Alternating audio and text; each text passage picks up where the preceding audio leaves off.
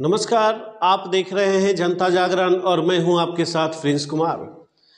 उम्मीद करते हैं आप सभी लोग अच्छे होंगे, अपने ज़िंदगी में लगातार आगे बढ़ रहे होंगे, तरक्की कर रहे होंगे और सबों के ऊपर वाले की मेहरबानी से सब लोग स्वस्थ होंगे, बेहतर होंगे। आज हर दिन की तरह का शो हमारा आज पुनः आया और आज का शो हम लेकर आपके बीच आए हैं। बिहार की सियासत की बात करें तो आपको पता ही होगा, एक पुरानी गाने याद आती है मुझे, जिसका इंतजार था वो घड़ी अब आ गई है।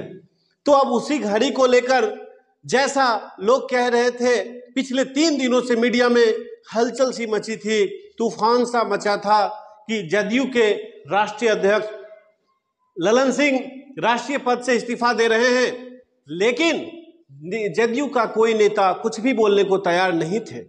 लेकिन जो मीडिया का सूत्र बता रहा था, आज वो हकीकत हो गया।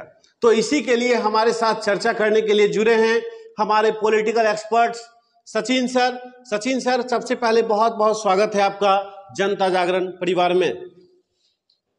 बहुत बहुत नमस्कार सर।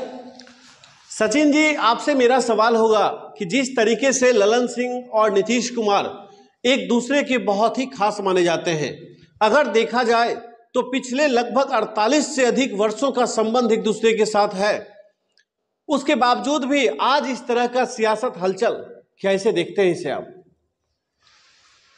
पहले तो हम बचपन में पढ़ा करते थे, मित्रता पे एक बड़ा ही गंभीर शब्द व्यक्त किया जाता था।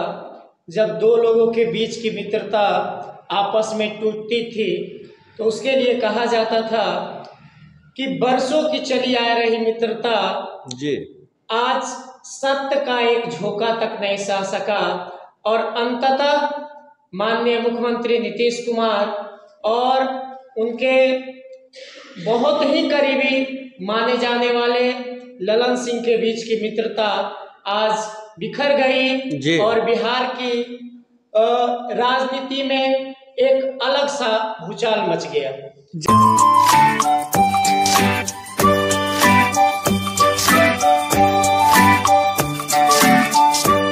जैसे हमारे मीडिया सूत्र बता रहे हैं कि दिल्ली में कल जो पोस्टर लगे थे, ललन आज जिसकी बैठक, जो कार्यकारिणी की बैठक थी जदयू की दिल्ली में, उसका बैनर कल लगा था, उसमें कल ही स्पष्ट हो गया था कि ललन सिंह का उसमें कहीं कोई फोटो दिखाई नहीं दे रहा है। जिसके बाद हम लोगों को ये पूरी संभावनाएं दिख गई थी कि वास्तव में जो खबर हमारा सूत्र बता रहा है वो सच है। वो चीज आज हुआ भी, आप देखे भी। लेकिन अब बड़ा सवाल ये है सचिन जी, आपको नहीं लगता है क्या ये बिहार की राजनीति के लिए एक ट्रेलर है? बिहार की राजनीति एक नया मोड़ लेने वाला है सियासत? जहां तक बात नया मोड़ की बात की जाए तो ललन सिंह के इस मित्रता का बिखराव राजनीतिक जो परिदृश्य है इसमें तो बदलाव लेकर आएगा ही, इसमें किंचित मात्र भी संदेह नहीं है। लेकिन बदलाव, सबसे बड़ी बात है सचिन जी, बदलाव किस रूप में बदलाव होगा, कैसा बदलाव होगा? क्या तेजस्वी यादव मुख्यमंत्री बनने में कामयाब होंगे? जदयू में टूट हो जाएगी या एनडीए, यहाँ पे बीजेपी को कोई बड़ा लाभ मिलने वाला है? क्योंकि यहाँ पे ट्रायंगल वाला शेप बिहार की राजनीति में बन चुकी है। क्या जदयू वास्तव में यहाँ पे जदयू का विखंडन हो जाएगा? जिस तरीके से ललन सिंह उनके दाहिना हाथ माने जाते थे, बिल्कुल, और इतने करीबी मित्र का अगर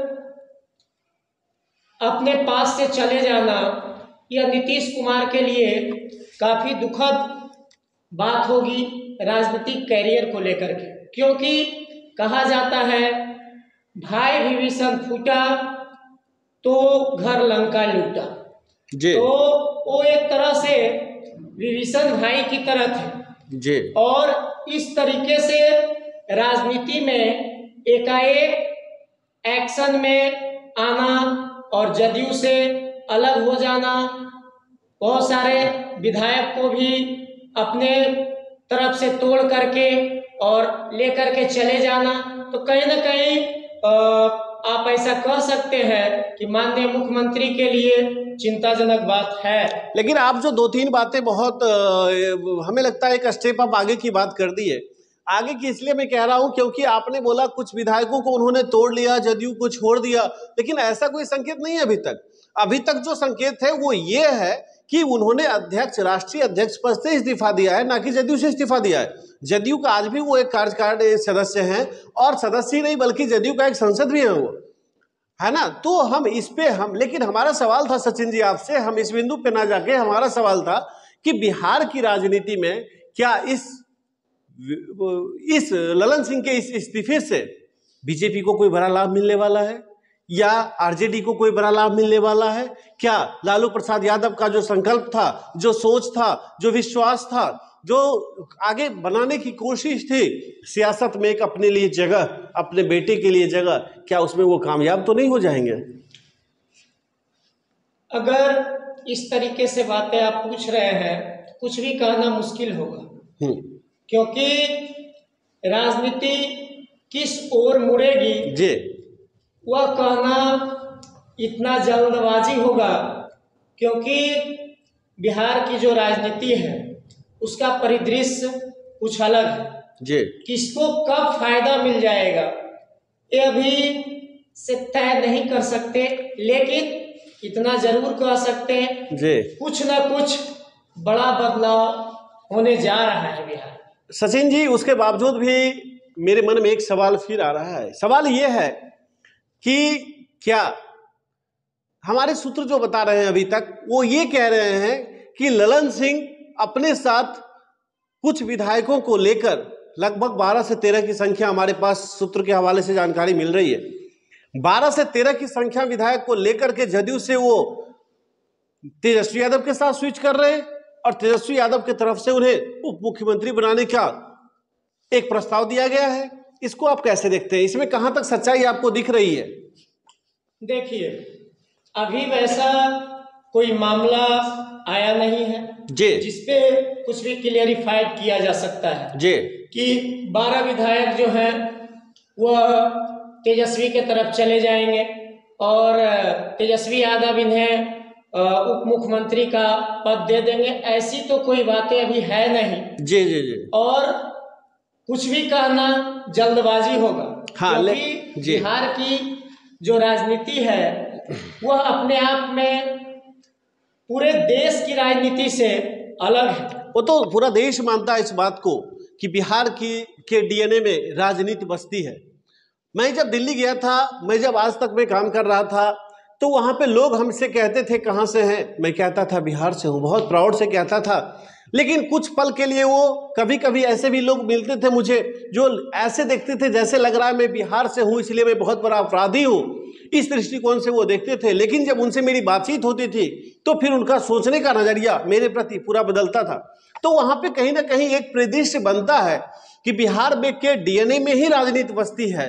तो अगर इस पॉइंट ऑफ व्यू से अगर हम देखें तो कहीं ना कहीं अभी जो हालात चल रही है बिहार की सियासत में, आने वाले समय के लिए क्या नीतीश कुमार के लिए एक सकारात्मक पहल होगा ये? अगर ललन सिंह 12 से 13 विधायक का जो सूत्र हमारी खबर बता रही है, अगर वो सही होता है तो नीतीश कुमार का क्या होगा? सबसे बड़ा सवाल अब ये है। अगर बात किया जाए तो नीतीश कुमार के लिए तो गंभीर बात होगी, बिल्कुल, क्योंकि इनका राजनीति कैरियर जो है जी लगभग उसको कह सकते हैं एक तरीके से कि एक नया मोड़ लेगा। लेकिन ये भी आप देखिए ना, नीतीश कुमार का यहाँ पे राजनीतिक कैरियर की बात कर रहे हैं तो वो लगभग समापन की ओर है। अगर हम अभी की जो हालात दिख रही है उसमें हमें दिखाई दे रहा है कि यदि हमारे सूत्र का जो रिपोर्ट है अगर वो सही होता है तो नीतीश कुमार वास्तव में शून्य हो जाएंगे यहाँ पे। अब इस तरीके की कोई भी बातें करना इतनी जल्दबाजी होगी हमें जैसा लग रहा है जी, क्योंकि अभी कुछ भी संभव है। हाँ, और ऐसा कुछ भी क्लियरिफाइड नहीं हुआ है कि अभी ललन सिंह और क्या करेंगे। लेकिन मैं एक बात आपको तो कह दूंगा जी कि कोई भी अगर इस तरीके का कार्य करता है जी तो कहीं ना कहीं अपनी उपलब्धि के लिए ही इतना बड़ा मित्रता रूपी अटूट बंधन को वह तोड़ने का अगर कार्य कर रहा है तो कहीं ना कहीं उनके मन में अपनी उपलब्धि का अपना स्वार्थ उनमें जो है, इसलिए जो है हमें ऐसा लग रहा है जी जी कि कुछ भी हो सकता है, कुछ भी हो तो सकता है। लेकिन क्लियरिफाइड तो कुछ नहीं बोल सकते। लेकिन एक बात बहुत सटीक है सचिन जी यहाँ पे कि आज का जो मीटिंग था उस मीटिंग में नीतीश कुमार के चेहरे पे साफ झलक रही थी कि किस तरह से उन्हें गम है ललन सिंह को खोने का। देखिए, जहां तक बात है 48 साल की अटूट मित्रता, जी एक तरह से कहा जाए तो नीतीश कुमार जी और ललन सिंह की आत्मा एक मानी जाती थी। जी बिल्कुल, ऐसा कभी लगता नहीं था कि इन दोनों में कभी बिलगाव होगा। बिल्कुल, लेकिन जब एक ही आत्मा में अगर खटास पैदा हो जाए, जी जब दरारें पैदा हो जाए तो दर्द तो निश्चित है, बिल्कुल, उसमें किंचित मात्र भी संदेह नहीं है। नहीं है। तो आप इसी से समझ सकते हैं जी। कि माननीय मुख्यमंत्री को दर्द तो होगा, बिल्कुल, क्योंकि जिस तरीके से उन्होंने पार्टी को सींचा और ललन सिंह को फर्श से अर्श पर लेकर के गए, जी उसमें नीतीश कुमार का बहुत बड़ा योगदान है। इसमें पूरा बिहार वासी इसे मानेगा। आप ऐसे देख रहे हैं, इसे हम इस चीज को ऐसे भी तो कह सकते हैं ना सचिन जी कि नीतीश कुमार को भी यहाँ तक संभाल कर एक सही रास्ते पे चलाने में ललन सिंह की भी बहुत बड़ी भूमिका रही है। देखिए, हाँ ये बात भी कहीं ना कहीं सही है, बिल्कुल, लेकिन अगर जहां तक बात है कि अभी एक घर में ही अगर बात किया जाए जी तो दो भाई होते हैं, तो बड़ा भाई का दायित्व होता है, जी, ठीक है, कि छोटे भाई को संभाल कर चले, और छोटा भाई का दायित्व भी होता है बड़े भाई को वह रिस्पेक्ट दे जिसका वह काबिल है। बिल्कुल, तो कहीं ना कहीं हम यह कहना चाहेंगे कि ललन सिंह का आंतरिक क्या उनकी सोच रही यह तो कहना मुश्किल है, लेकिन अगर मानव मूल्य की बात किया जाए जी जी, तो यह थोड़ा सा अनुचित दिखता है। लेकिन सचिन सर आपसे लास्ट और आखिरी सवाल होगा मेरा, क्योंकि सवाल और जवाब का सिलसिला हमारे यहाँ चलता ही रहता है। अगर इस तरह से हम चलते रहे तो पूरी रात भी हमारे सवालों का श्रृंखला कभी खत्म नहीं होगा। लेकिन हम अभी फिलहाल आपसे एक सवाल करना चाहेंगे कि अभी जो वर्तमान परिदृश्य दिख रही है, अगर हम राजनीति में देखें, बिहार की राजनीति में 2005 से 10 में आए, 10 से 15 आया, 15 से 20 आया, 20 से 23 में आज हम लोग चल रहे हैं और 23 का आखिरी पड़ाव चल रहा है और उम्मीद लगता है 1-2 दिन 23 का और समय बच रहा है। तो इस समय के अंत में 23 के अंत में क्या बिहार के लिए एक नया क्रांति का आगाज होगा यहाँ से, इस राजनीतिक बदलाव की वजह से? क्योंकि बिहार को 18 साल बाद कोई नया चेहरा मिलेगा मुख्यमंत्री का, अगर नीतीश कुमार के साथ ऐसा होता है तो। देखिए, माननीय मुख्यमंत्री पहले भी अपना स्टेटमेंट दिए थे जी कि अब मैं केंद्र की तरफ देख रहा हूं। बिल्कुल, तो कहीं ना कहीं इस बार ऐसे भी जी राज्य स्तर का जी जो उनका राजनीतिक कैरियर होता कहीं ना कहीं उससे वो इस्तीफा देते हैं, क्योंकि उन्हें केंद्र की तरफ बढ़ना था। लेकिन सचिन जी, आपको याद होगा 2014 में जब लोकसभा चुनाव हो रही थी, उस समय भी नीतीश कुमार ने बोला था कि 2014 में यदि नरेंद्र मोदी प्रधानमंत्री बनते हैं तो हम मुख्यमंत्री नहीं बनेंगे, क्योंकि प्रधानमंत्री बनने का इनका सपना उस वक्त भी था। लेकिन उस वक्त इन्होंने इस्तीफा दिया, जीतन राम मांझी को मुख्यमंत्री बनाए बिहार का, और वो ज़्यादा दिन भी वो भी संबंध को ये ज़्यादा दिनों तक संभाल नहीं पाए। अगले कुछ दिनों में 6 या 8 महीने में लगभग वो भी खुद जीतन राम मांझी वहाँ से इस्तीफा देते हैं और पुनः बिहार के मुख्यमंत्री नीतीश कुमार खुद बनते हैं। उसके बावजूद आप उस चीज़ को आज आप देख रहे हैं, तो क्या लगता है इनके मंशा में फिर कोई आगे बदलाव होने की संभावनाएं दिख रही है? क्योंकि मुझे जो समझ आया अभी तक, कुछ भी हो जाए, पिछले 18 वर्षों में मुझे ये समझ आया कि मुख्यमंत्री के तौर पे नीतीश कुमार हमेशा बिहार के लिए बने रहना चाहते हैं जब तक वो सत्ता में हैं। हमें अभी तक यही दिख रहा है। आप क्या देखते हैं, बताइए। देखिए, अगर बात किया जाए जी नीतीश कुमार का जी, तो थोड़ा सा उन्हें सत्ता से प्रेम है, इसमें किंचित मात्र भी संदेह केवल नहीं उन्हें ही नहीं, सत्ता से प्रेम हर नेता को होता है, हर नेता को होता है। हाँ, लेकिन हर लोग ऊपर बढ़ना चाहते हैं, बिल्कुल।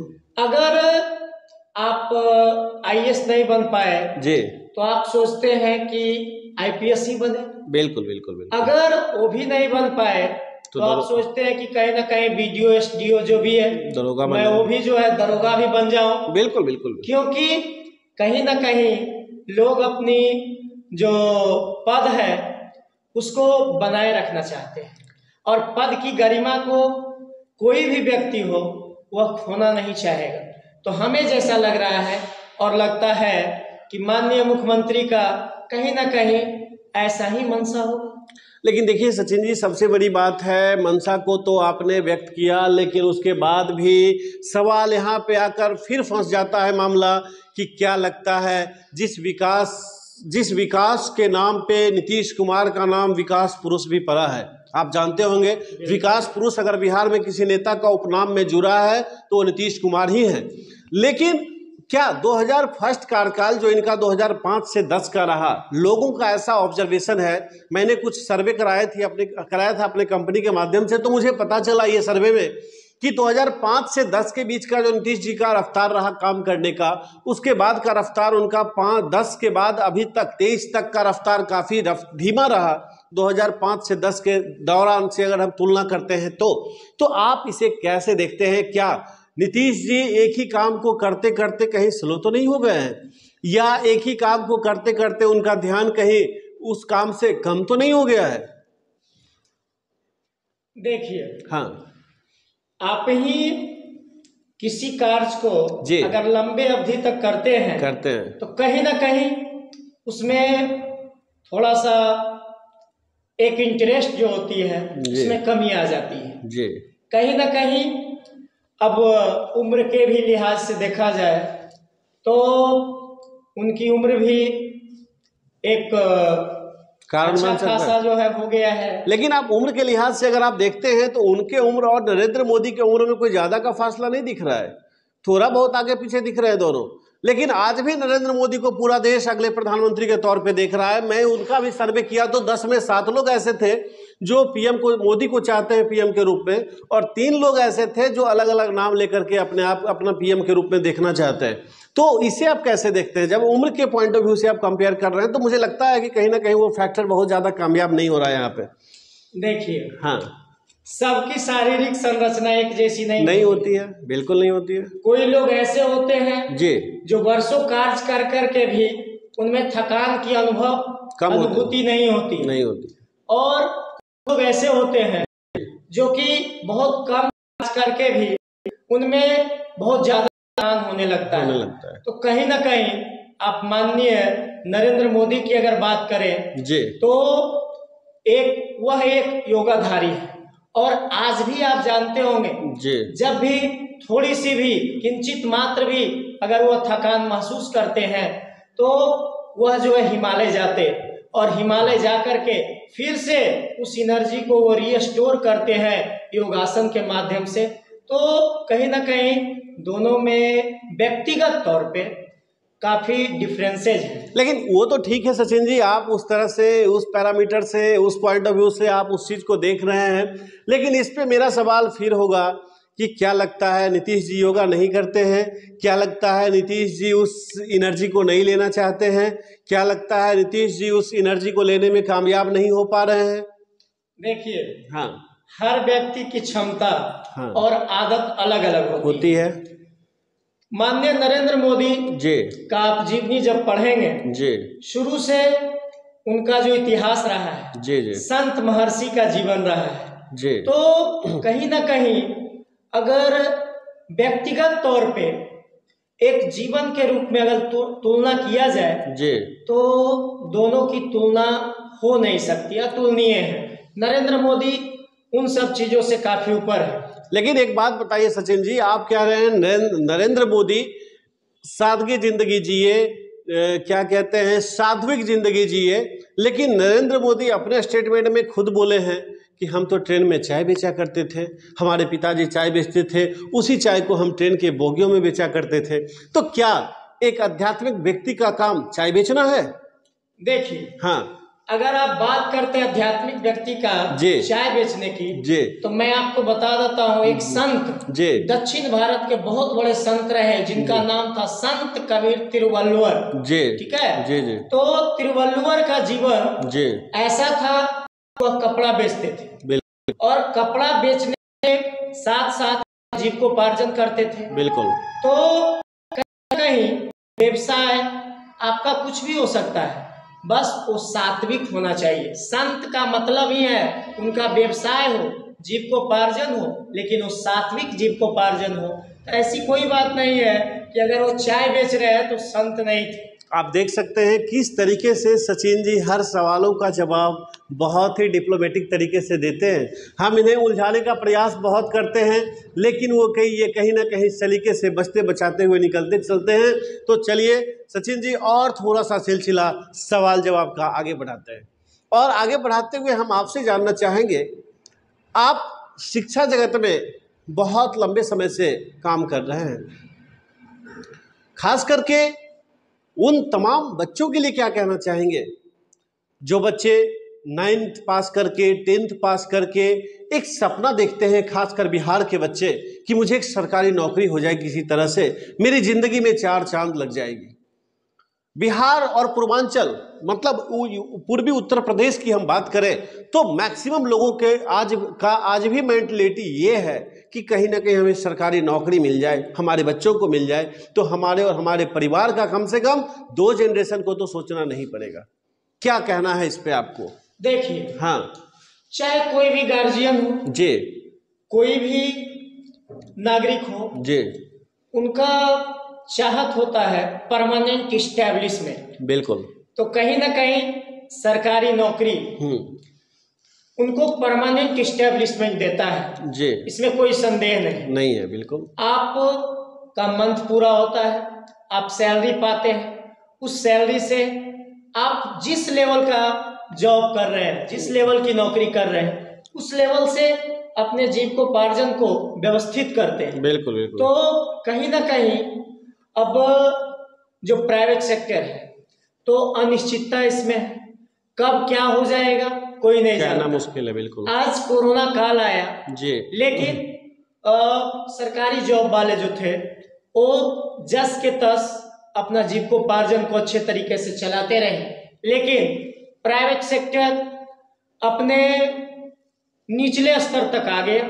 कोई नीचे आया तो कोई ऊपर भी गया, हाँ। लेकिन ज्यादातर अगर बात किया जाए जी, तो लोग जो है प्राइवेट कंपनियों में जो काम किए जी, उनमें ज्यादातर लोगों का निष्कासन हुआ, बहुत सारे कंपनियां बंद हुई, बिल्कुल, कार्य स्थगित हुआ जी। तो इस कारण लोग जो है चाहते हैं कि मेरा परमानेंट इस्टेब्लिशमेंट हो, ताकि एक जगह पे हम रह करके और अच्छे ढंग से अपना जीविकोपार्जन कर पाए। लेकिन एक सवाल और होगा सचिन जी, यहाँ पे अगर आप इस तरीके की बात करते हैं तो आपको ये भी याद रखना चाहिए कि अभी बिहार और उत्तर प्रदेश की हम बात करें या पूरे हिंदुस्तान की भी हम बात करें तो जितनी आबादी हमारी है उसका मात्र 1 या 2% ही सरकारी जॉब कर पाएंगे, उससे ज़्यादा सरकारी वैकेंसी नहीं बन पाएगी।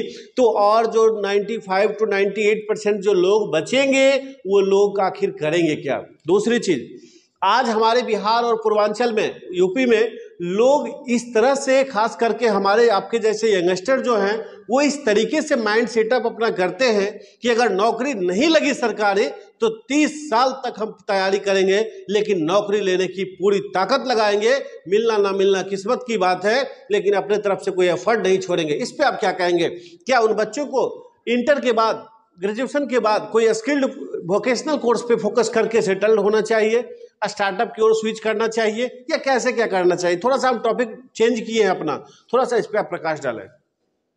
जहाँ तक हम बात करना चाहेंगे जी, तो कोई भी बच्चे जी, जब वो इंटरमीडिएट पास करते हैं जी, तो हम तो कहेंगे आप स्किलफुल बनिए, बिल्कुल, कि अगर सरकारी नौकरी इन केस नहीं भी मिलती है जी, तो कोई बात नहीं, आप कम से कम अपना जीविकोपार्जन जी, कर सकते हैं, जी, क्योंकि यह संभव नहीं है कि हर लोग सरकारी जॉब ही करें। करें, आप अगर स्किल्ड होंगे तो आप कहीं भी देश के किसी भी कोने में जाकर जॉब की कमी नहीं है।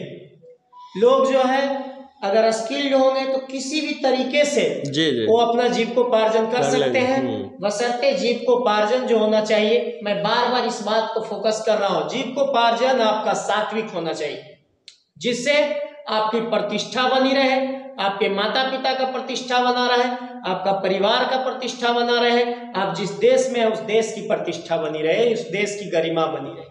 चलिए, तो देखिए सचिन जी, आप बहुत ही शानदार तरीके से कैरियर से संबंधित भी, खासकर हमारे युवाओं के लिए भी आप अच्छा सुझाव दिए, लेकिन उससे भी बड़ी बात, एक बार हम फिर से आपको राजनीतिक प्लेटफॉर्म पे लेकर आ रहे हैं, और राजनीतिक प्लेटफॉर्म के लिए मेरा आखिरी सवाल आपसे होगा, और इस शो का भी आखिरी सवाल होगा। सचिन सर, आप ये बताइए, क्या लगता है आपको आगे क्या हो सकता है? सरकार किनकी बनेगी? जो चल रही है वही चलेगी, या सियासत में फिर कोई ट्विस्ट आने वाला है? या फिर आज जो हुई है, आज जो इस्तीफे की बात हुई है ललन सिंह की, क्या यही तक बात सिमट कर रह जाएगी, या मेरा सूत्र जो कह रहा है 13 विधायक इधर उधर वाला, क्या वो सही तो नहीं है?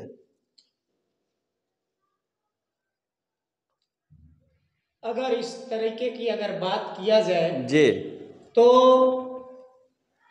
कुछ भी कहना भी असंभव होगा जी, क्योंकि कुछ भी हो सकता है। जी, बिहार की राजनीति किसी तरफ भी जा सकती है, बिल्कुल, कोई नया मुख्यमंत्री भी बन सकते हैं, जी, इससे किंचित मात्र भी संदेह नहीं है, नहीं है, क्योंकि कुछ भी हो सकता है। क्योंकि जिस तरीके से 2-3 दिन पहले चल रही थी जी, कि ललन सिंह का इस्तीफा नहीं होगा, कोई कुछ बोलने को तैयार नहीं थे, लेकिन आज परिणाम धरातल पे आ गया और हम लोगों के सामने वो दिख गया। कोई कह रहा था कि इतने दिन की अटूट मित्रता, कभी ऐसा नहीं हो सकता है, माननीय मुख्यमंत्री इसे मैनेज कर लेंगे, लेकिन वैसा हुआ नहीं। तो कुछ भी संभव है बिहार की राजनीति में, नए चेहरे भी आ सकते हैं, या माननीय मुख्यमंत्री भी रह सकते हैं, लेकिन पॉसिबिलिटी कुछ बड़े चेंजेस की लग रही है। तो देखिए, कहीं ना कहीं हर सवाल और जवाब को कितने सलीके के साथ इन्होंने दिया, लेकिन उससे भी बड़ा सवाल ये है कि आखिर होगा क्या? आप क्या सोच रहे हैं? आप भी कमेंट करके जरूर बताएं, क्योंकि सियासत की क्षेत्र में, सियासत के जगत में बिहार पूरे देश को नेतृत्व देने का काम करता है, राजनीति के जगत में बिहार पूरे देश को नेतृत्व देने का काम करता है। एक बार पुनः मैं जनता जागरण परिवार के तरफ से आपसे मैं अपील करता हूं कि आप क्या सोचते हैं, अपना सुझाव कमेंट सेक्शन में जरूर दें, और आप जनता जागरण परिवार के साथ जुड़े रहें। मैं प्रिंस कुमार आपके साथ, नमस्कार।